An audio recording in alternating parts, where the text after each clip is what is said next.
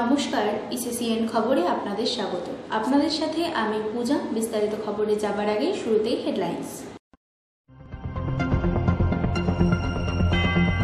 Virtually Mamata Banerjee Uttarbanga রাষ্ট্রীয় পরিবহন সংস্থার ৩১টি বাসের শুভ উদ্বোধন করলেন আজ।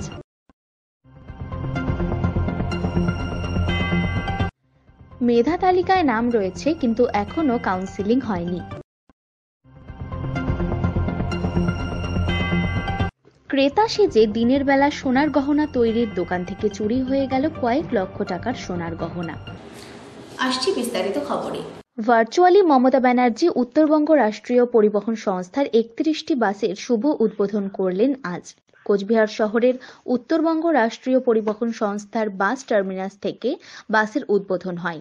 উপস্থিত ছিলেন সংস্থার চেয়ারম্যান পার্থপ্রতিম রায় সহ অন্যান্য আধিকারিকরা। এরপরে সবুজ পতাকা দেখিয়ে বাস চালানো হয়। প্রায় ১২ কোটি টাকা খরচ করে এই ৩১টি বাস কেনা হয় বলে জানান সংস্থার চেয়ারম্যান পার্থপ্রতিম রায়। একটি বাসের মূল্য ৪১,৬১,০০০ টাকা। আগামীকাল থেকে এই বাস পরিষেবা শুরু করা হবে। উত্তরবঙ্গের বিভিন্ন টার্মিনাসে বাসগুলোকে ভাগ করে দেওয়া হবে। আমাদের উত্তরবঙ্গ রাষ্ট্রীয় পরিবহন নিগমের তিনি ৩১টি বাস উদ্বোধন করলেন। আমরা এই উত্তরবঙ্গ রাষ্ট্রীয় পরিবহন দপ্তরের কেন্দ্রীয় বাস টার্মিনাস কোচবিহার থেকে ভার্চুয়ালি সেই অনুষ্ঠানে সংযুক্ত ছিলাম এবং এখানে বাসগুলো রাখা ছিল, সেগুলোর মাননীয় মুখ্যমন্ত্রী মমতা বন্দ্যোপাধ্যায় উদ্বোধন করলেন। মোট ৩১টি বাস, যার টোটাল কস্ট পড়েছে ১২,৯০,০০,০০০ টাকা। এক একটি বাসের মূল্য পড়েছে ৪১,৬১,০০০ টাকা। টোটাল 19টি নতুন রুট সংযোজিত হবে এই 31টা বাস আসার ফলে, এবং আমরা বেশ কিছু বাস রিপ্লেস করছি পুরনো রুটে। যেমন কলকাতা কোচবিহারে যে 3টি বাস চলে সেগুলো পুরনো, আমরা 3টি বাসকে রিপ্লেস করব। আলিপুরদুয়ার কলকাতারও বাস রিপ্লেস হবে এবং শিলিগুড়ি রাঁচির 3টি বাস আমরা নতুন দিচ্ছি। বাকিগুলো পুরনো রুটে চলবে, কিছু নতুন রুটও সংযোজিত হবে। এটা একটা বিষয়। প্রায় ৮৫,৫০০ জন মানুষ আমরা একটা রাফ এস্টিমেট করেছি এই সাধারণ মানুষ উপকৃত হবে এই 31টি বাস আসবার ফলে। মোট 14টা ডিস্ট্রিক্ট কাভার করবে এই বাস পরিষেবার মধ্য দিয়ে। এছাড়াও আমাদের শিলিগুড়ি ডিপোর মাল্লাগুড়ি যে ডিপো রয়েছে শিলিগুড়িতে, সেখানে আমাদের ১,৫,০০,০০০ টাকা ব্যয়ে প্রাচীর নির্মাণ, পেভমেন্ট তৈরি এবং আমাদের ফ্লোর তৈরির কাজ আর শুভ শিলান্যাস মাননীয় মুখ্যমন্ত্রী মমতা বন্দ্যোপাধ্যায় ভার্চুয়ালি করলেন। সেখানে দার্জিলিং জেলা প্রশাসনের আধিকারিকগণ সহ জনপ্রতিনিধিরা উপস্থিত ছিলেন। একইভাবে বালুরঘাটে ৬৮,৪৯,০০০ টাকা ব্যয়ে সেখানে যে আমাদের উত্তরবঙ্গ রাষ্ট্রীয় পরিবহনের বাস টার্মিনাস রয়েছে সেটা আধুনিকরণ এবং উন্নতিকরণের কাজ চলছে। ইসিসিএন খবর, দিনহাটা। মেধা তালিকায় নাম রয়েছে, কিন্তু এখনো কাউন্সিলিং হয়নি। কাউন্সিলিং এর দাবিতে এদিন কোচবিহার জেলা প্রাথমিক শিক্ষা সংসদ দপ্তরের সামনে বিক্ষোভ করেন টেট পাস শিক্ষকরা। তাদের দাবি, অন্যান্য জেলায় যাদের মেধা তালিকা তৈরি হয়েছিল তারা কাজ শুরু করে দিয়েছে, কিন্তু কোচবিহার জেলায় এখনো হয়নি। অবিলম্বে কাউন্সিলিং এর মাধ্যমে নিয়োগপত্র হাতে দেওয়া হোক তাদের। নাম থাকা সজল সোম জানান, আজকের মধ্যেই তারা চাইছেন যাতে মেধা তালিকা কাউন্সিলিং এর ডেট দিয়ে দেয় সংসদ, অন্যথায় বৃহত্তর আন্দোলনে সামিল হবেন তারা। 2022 সালে যে রিক্রুটমেন্ট যা হয়েছিল West Bengal board of primary teachers education, সেখানে আমরা এমপ্যানেল প্রার্থী। আমাদের এই প্যানেলটা একদম স্বচ্ছ নিখুঁতভাবে আমাদের পর্ষদ সভাপতি মাননীয় গৌতম পাল মহাশয় তিনি বার করেছেন পর্যবেক্ষণকার সুপ্রিম কোর্টের পর্যবেক্ষণে, এবং সুপ্রিম কোর্টের পর্যবেক্ষণে এটাও লেখা আছে আমাদের এই প্যানেল কিন্তু সাবজেক্ট টু আউটকাম সুপ্রিম কোর্টের, এবং এটাও বলা আছে ইমিডিয়েটলি এদেরকে নিয়োগের ব্যবস্থা করে দিন। সেই নির্দেশ অনুসারে West Bengal board of primary education প্রত্যেকটা ডিপিএসসিতে, আমাদের যে ডিপিএসসিগুলো আছে প্রত্যেকটা জেলার ডিপিএসসিতে নির্দেশ দিয়েছেন যে এদেরকে তাড়াতাড়ি নিয়োগপত্র হাতে দিয়ে দিন। তারপরেও প্রত্যেকটা ডিপিএসসি পরের দিনই তাদের কাউন্সিলিং নোটিশ দিয়ে তাদের কাউন্সিলিং শুরু করেছে। ইতিমধ্যে আমাদেরই যে সহযোদ্ধারা আছেন, যে রিক্রুটমেন্টে যে এমপ্যানেল হয়েছেন অন্য ডিস্ট্রিক্ট, মুর্শিদাবাদ, তারপরে নদিয়া, মুর্শিদাবাদ, দিনাজপুর, অনেক জায়গায় আছেন, সেখানে তারা অলরেডি তারা নিয়োগপত্র হাতে পেয়েছেন কালকে, এবং আজকে তারা জয়েন করছেন। কিন্তু আমরা কাল থেকে 3 তারিখে আমাদের মানে নির্দেশটা দেওয়া হয়েছিল বোর্ড থেকে ডিপিএসসিগুলোকে, কিন্তু আজ পর্যন্ত আমরা কোনো নোটিশ পাচ্ছি না আমাদের কবে কাউন্সিলিং ডেট হবে। আমরা পর্ষদ সভাপতি না, আমাদের ডিপিএসসি যে চেয়ারম্যান বর্তমান আছেন তিনি হচ্ছেন ডিআই সাহেব মাননীয়, তো তাকে আমরা অনুরোধ করছি এবং আমাদের ডিপিএসসি যে ডিআই স্যার আছে তাকেও আমাদের অনুরোধ যাতে আজকে আমাদের নোটিশটা দিয়ে কালকে থেকে কাউন্সিলিংটা শুরু করার মানে নির্দেশ দেন। কেন ডিলে হচ্ছে কিছু জানতে পেরেছেন? আমরা এই বিষয়ে ঠিক জানতে পারছি না, তবে আজকে আমরা জানার জন্য আসছি যে কী জন্য ডিলেটা হচ্ছে আমাদের। তার জন্য আমরা আজকে সবাই এমপ্যানেল যারা হয়েছি প্রায় সবাই চলে আসছি। আরও একটা বিষয়, বাইরে থেকে অনেকেই নদিয়া, পশ্চিম মেদিনীপুর সেখান থেকেও আসছে। এবার তারা যদি জানতে না পারে আজকে নোটিশ দিয়ে কালকে কাউন্সিলিং করায়, তারা আসবে কীভাবে? তারা অনেকে এসেছেন এবং তারা ছাপার ভোগ করছে, তারা থাকতে পারছেন না, তারা কোথায় থাকবেন? কারণ ওরা তো বাইরে থেকে এসেছেন, ওরা কাউন্সিলিং করে আবার চলে যাবেন, কিন্তু এখনও আমরা ডিআই অফিস থেকে কোনো নির্দেশ পাচ্ছি না। ইসিসিএন খবর, দিনহাটা। ক্রেতা সেজে দিনের বেলা সোনার গহনা তৈরির দোকান থেকে চুরি হয়ে গেল কয়েক লক্ষ টাকার সোনার গহনা। বুধবার আনুমানিক বেলা 1টা নাগাদ ঘটনাটি ঘটেছে তুফানগঞ্জ শহরের 4 নং ওয়ার্ডের বাজার মোড় এলাকার একটি সোনার গহনা তৈরির দোকানে। ঘটনার বিবরণে জানা গেছে, এদিন বেলা 1টা নাগাদ ক্রেতা সেজে বাজার মোড়ের একটি সোনার গহনা তৈরির দোকানে প্রবেশ করেন দুই ব্যক্তি। তারা সোনার গহনা দেখার নাম করে একের পর এক সোনার গহনা দেখতে চান। ওই সোনার দোকানের মালিক গণেশ কর্মকার বলেন, সে সময় আমার বয়স্ক বাবা দোকানে ছিলেন, কোনো কর্মচারী ছিল না। সে সুযোগে তারা আমার দোকান থেকে সোনার গহনা নিয়ে চম্পট দেয়। তবে কত টাকার সোনার গহনা খোয়া গেছে জানতে চাইলে তিনি বলেন, এখনো হিসেব করে দেখা হয়নি। ঘটনার খবর পেয়ে লিখিত অভিযোগ পেয়ে তদন্ত শুরু করেছে তুফানগঞ্জ থানার পুলিশ। সোনার গহনা তৈরির দোকানের সিসি ক্যামেরার ফুটেজ খতিয়ে দেখা হচ্ছে। বঙ্গীয় স্বর্ণশিল্পী সংঘের তুফানগঞ্জ শাখার সম্পাদক জীবন কর্মকার বলেন, আমরা এই ঘটনায় নিরাপত্তার অভাব বোধ করছি। পুলিশি টহল বৃদ্ধির দাবি জানানো হবে বলে জানান। লোকটা গয়নাগুলো নিয়ে ঘরের থেকে বেরিয়ে কাস্টমার সেজে এসেছিল। কতগুলো গয়না নিয়ে গেছে? এখন তো দোকানদার তো সেভাবে বললেন না, আমরা বেশ গয়না, অনেকগুলো গয়না। কয়জন এসেছিল? একজন। দোকানদার তো ছিলেন সেই সময়? দোকানদার তো দোকানেই ছিল। আচ্ছা, দোকানদার কিংবা দোকানদারকে আসলে ইয়ে করে ফেলছে, মানে ওইটা দেখান, এটা দেখান, এটা দেখান করতে অনেকগুলো গয়না বের যখন হয়ে গেছে তখন ওই গয়নাগুলো নিয়ে পালিয়ে গেছে। ওটাই ধরতে পারলো না। না, ধরতে পারলো কি হবে, দোকান ধরা তো কি আছে, উইলিংলি আসলো, খরিদ্দার সাথে বেরিয়ে গেল। পুলিশকে খবর দেওয়া হয়েছে? হ্যাঁ, পুলিশকে খবর দিয়েছে, পুলিশ এসছে। সিসিটিভি ছিল দোকানে? হ্যাঁ, দোকানে সিসিটিভি আছে, সেটা ফুটেজ আছে, টিভিতে আছে। কি এখন আপনারা কি চাচ্ছেন? এখন চাচ্ছি একটা বিহিত হোক, চিহ্নিত হোক, তোর চিহ্নিত হোক, ধরা পড়ুক। আমরা আমাদের যে সোনার দোকান আছে সমিতির সদস্য, সে তার গয়নাগুলো ফেরত পাক, এটাই আমরা চাবো। ভর দুপুরে এরকম ঘটনা ঘটলো, পুলিশের কাছে কি দাবি করবে?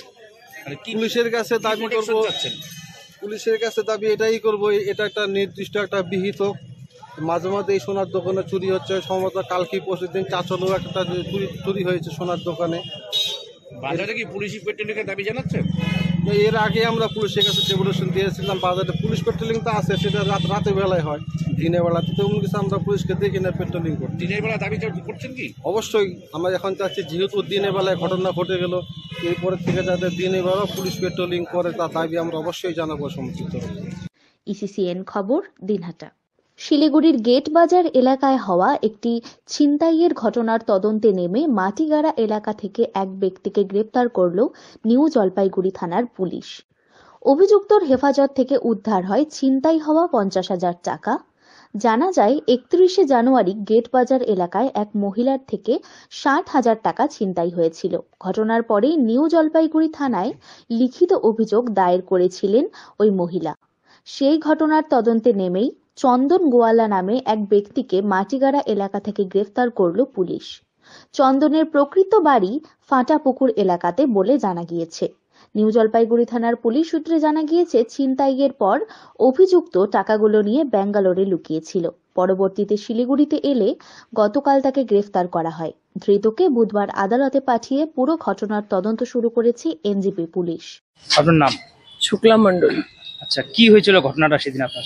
আমি 31 তারিখে সেন্ট্রাল ব্যাংকে গেছিলাম, এনজিপি সেন্ট্রাল ব্যাংকে গিয়ে ওখানে আমার মানে বেতনের টাকাটা তুলেছিলাম। তো আমি ওখান দিয়ে সূর্য সেন কলোনি হয়ে গেট বাজারে এসেছি, গ্রসারির দোকানের সামনে দাঁড়িয়েছিলাম। দাঁড়িয়ে আমি ভাবলাম যে কিছু টাকা নিয়ে গ্রসারি মাল নিই। তো এইভাবে টাকা 5,000 টাকা বের করেছি। বের করে আমি ভিতরেও যাইনি দোকানের সামনে আমি দাঁড়িয়ে ছেলেটাকে আমি দোকানের 2500 টাকা দিয়েছি, আর 2500 টাকা আমার হাতে ছিল, আর বাদ বাকি বেতনের 60,000 ডিকির মধ্যে ছিল। আমার সামনে হঠাৎ আওয়াজ হলো, আমি বুঝতে পারলাম না কি ব্যাপার। আমি ডিকির সামনে এসে দেখি, ডিকি খুলে দেখি আমার টাকাটা নেই। আমি কিচ্ছু বলতে পারিনি। দেখলাম পাশে দুটো ছেলে, পিছন থেকে মনে হলো 26-27 বছর এরকম, দুটো স্কুটারে উঠে চোখের সামনে চলে গেল। আমি চিৎকার করতে পারলাম না। সঙ্গে সঙ্গে তো আমি এনজিপি থানাতে আসলাম। এসে এখানে যে পুলিশ অফিসারকে ধরলাম, যিনি যাকে ধরেছি তার নাম খগেন স্যার। ওনাকে আমরা সব ডিটেলস বললাম। তো উনি আমাদেরকে এই আশ্বাস দিল যে আপনাকে আমি দেখছি চেষ্টা করে কি করতে পারি। এই বলে আমি তো বাড়িতে চলে গেলাম। তারপরে উনি কালকে আমাকে ফোন করে জানলো যে উনি কিছু টাকা রিকভারি করতে পেরেছে। আপনি মানে কিসের টাকা ছিল এটা? আমার বেতনের টাকা। কি জব করতেন? আমি রেলে জব করি। তবে স্যালারির টাকা ছিল 31 একে। আচ্ছা, আপনি কিসে ছিলেন তখন? স্কুটি না স্কুটির ডিকিতে ছিল টাকা? ডিকিতে ছিল টাকা। গেট বাজার থেকে? হ্যাঁ, গেট বাজার থেকে হয়েছে। তো এখন যে থানায় এসেছেন, কি শুনলেন? পুলিশ কি বলেছে? পুলিশ আমাকে বললো যে টাকা রিকভারি করা হয়েছে। আমরা চেষ্টা করছি। কয়দিন হলো এটা ঘটনা? 7 দিন হলো। 7 দিন। এই 7 দিনের মাথায় যে পুলিশ টাকা আপনার উদ্ধার করতে পারছে, মানে কি বলবেন এটা পুলিশকে? অশেষ ধন্যবাদ। আজকে ওনারা যা আমাকে করলো, মানে আমার অভিজ্ঞতাটা ছিল না, কিন্তু আমি জানলাম যে সত্যিকারে, আমি শুনেছি লোকের মুখে, কিন্তু ওনারা যে সত্যি প্র্যাকটিক্যাল করতে পারে বা করেছে, এর জন্য ওনাদেরকে অশেষ ধন্যবাদ। আমার তরফ থেকে অশেষ ধন্যবাদ, বিশেষ করে খগেন স্যারকে।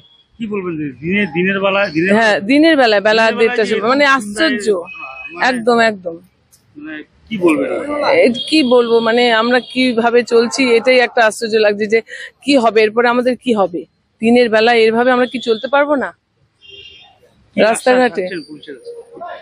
পুলিশ তো যথেষ্ট আমাদের হেল্পফুল, যথেষ্ট সাহায্য করেছে। আজকে ওনারা না হলে, বিশেষ করে খগেন স্যারদের মতন এরকম অফিসাররা যদি না আমাদের সাথ দিত, তাহলে আমাদের কি হতো। ওনাদেরকে অশেষ ধন্যবাদ। আমার তরফ থেকে তো খুবই, মানে ওনার ভগবানের মতন কাজ করেছে। বাড়ি সেন্ট্রাল কলোনি। ইসিসিএন খবর, দিনহাটা। শিলিগুড়িতে এক স্কুল ছাত্রীর ওপর যৌন নির্যাতনের ঘটনায় এখনও অধরা অভিযুক্ত শিক্ষক। এরই প্রতিবাদে শিলিগুড়ি থানার সামনে বিক্ষোভ প্রদর্শন করল ভারতীয় জনতা যুব মোর্চা, ভারতীয় জনতা মহিলা মোর্চার শিলিগুড়ি সাংগঠনিক জেলা কমিটি। বুধবার শিলিগুড়ি থানার সামনে বিক্ষোভ দেখায় তারা। কিছুক্ষণ পথ অবরোধ করে তারা। জানা যায়, চলতি মাসের 3 তারিখে এক নাবালিকা ছাত্রীর শ্লীলতাহানি করার অভিযোগ আছে তারই এক শিক্ষকের বিরুদ্ধে। এখনো পর্যন্ত সেই শিক্ষককে গ্রেফতার করা হয়নি। এমনই অভিযোগ তুলে এদিন এই বিক্ষোভ প্রদর্শন করে বিজেপি। পরবর্তীতে পুলিশি হস্তক্ষেপে পরিস্থিতি স্বাভাবিক হয়। এরকম কোনো নির্যাতনকারীকে গ্রেফতার করা হয়নি এখনো পর্যন্ত। এই লিগাসি কেন? এই লিগাসি কার জন্য? এর পেছনে রহস্যটা কি? আজকে জানতে হবে। আজকে শিলিগুড়ি শহরবাসী থেকে শুরু করে আপামর জনসাধারণ আতঙ্কিত।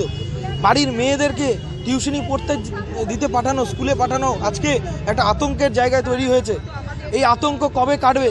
শিলিগুড়ির একজন অপদার্থ মেয়র বসে আছেন, তিনি নীলবাতিওয়ালা গাড়িতে চড়ে শিলিগুড়িতে ঘুরে বেড়াচ্ছেন, কিন্তু শিলিগুড়ির প্রশাসনের কোনো টাইট নেই।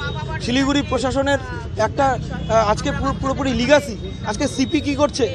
আজকে কমিশনারেট, শিলিগুড়ি একটা কমিশনারেট এলাকা, সেই কমিশনারেট এলাকায় এই ধরনের জঘন্যতম ঘটনা বারংবার, শিলিগুড়িতে বারংবার নারী নির্যাতনের ঘটনা ঘটছে, একটার পর একটা। কোথায় দাঁড়িয়ে আছি আমরা? শিলিগুড়িতে নারী নির্যাতন, নারীদের সুরক্ষা কোথায়? আর শিক্ষক সমাজের মধ্যে যে কলঙ্ক রটনা হলো, এই কলঙ্ক কি করে মিটবে? শিক্ষকদের এই ধরনের কাজ তো কখনো কাম্য নয়। এই জায়গায় আমাদের প্রোটেস্ট, আজকে কার্যক্রম চলছে। যতক্ষণ পর্যন্ত নারী নির্যাতনকারীরা গ্রেপ্তার না হবে, ততক্ষণ পর্যন্ত আমাদের আন্দোলন চলবে। ইসিসিএন খবর, দিনহাটা। বিশেষভাবে সক্ষম ছাত্রছাত্রীদের যাতায়াতের সুবিধার্থে নর্থ বেঙ্গল হ্যান্ডিক্যাপড রিহ্যাবিলিটেশন সোসাইটিকে একটি বাস প্রদান করল একটি সংস্থা। বুধবার মেডিকেল সংলগ্ন এলাকায় অবস্থিত নর্থ বেঙ্গল হ্যান্ডিক্যাপড রিহ্যাবিলিটেশন সোসাইটির কার্যালয়ে আনুষ্ঠানিকভাবে এই বাস প্রদান করা হয়। জানা যায় বিশেষভাবে সক্ষম ছাত্রছাত্রীরা এই কেন্দ্রে পড়াশোনা করে এবং তাদের যাতায়াতের ক্ষেত্রে অনেকটাই সমস্যা হয়। তাদের যাতে যাতায়াতের কোনো সমস্যা না হয় তার জন্য এই ব্যবস্থা গ্রহণ করা হয়েছে। ইসিসিএন খবর, দিনহাটা। ইসিসিএন খবর এখনকার মতো এখানেই শেষ হলো। আপনারা দেখতে থাকুন ইসিসিএন খবর, সবার মাঝে সবার সাথে।